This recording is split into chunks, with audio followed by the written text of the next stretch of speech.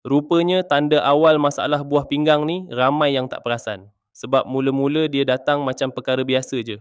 Air kencing mula berbuih, kaki rasa berat sikit, buku lali mula bengkak bila petang. Ramai ingat sebab penat kerja atau kurang rehat.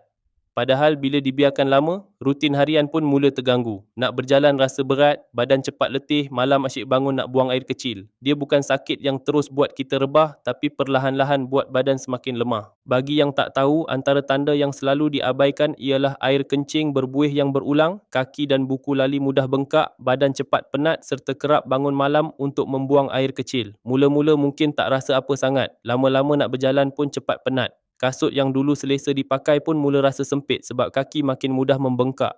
Masalah ni bukan orang berumur je boleh alami.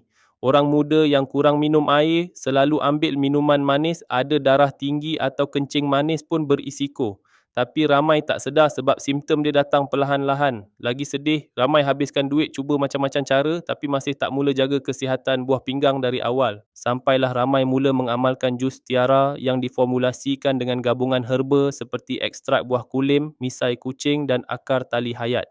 Ramuan herba ini dipilih sebagai ikhtiar untuk membantu menyokong kesihatan buah pinggang dan sistem perkumuhan. Apa yang buat aku terkejut, ramai pengguna berkongsi mereka mula rasa badan lebih ringan, kaki semakin kurang rasa berat dan air kencing berbuih semakin berkurang apabila diamalkan secara konsisten bersama gaya hidup yang lebih sihat. Sebab tu kalau kau dah mula perasan air kencing berbuih tak hilang-hilang, kaki selalu bengkak, badan cepat letih atau kerap bangun malam nak buang air kecil, jangan tunggu sampai simptom makin mengganggu kehidupan harian, baru nak mula berikhtiar. Tekan je link bawah sekarang dan jadikan jus tiara sebagai salah satu ikhtiar untuk menjaga kesihatan buah pinggang. Klik sekarang.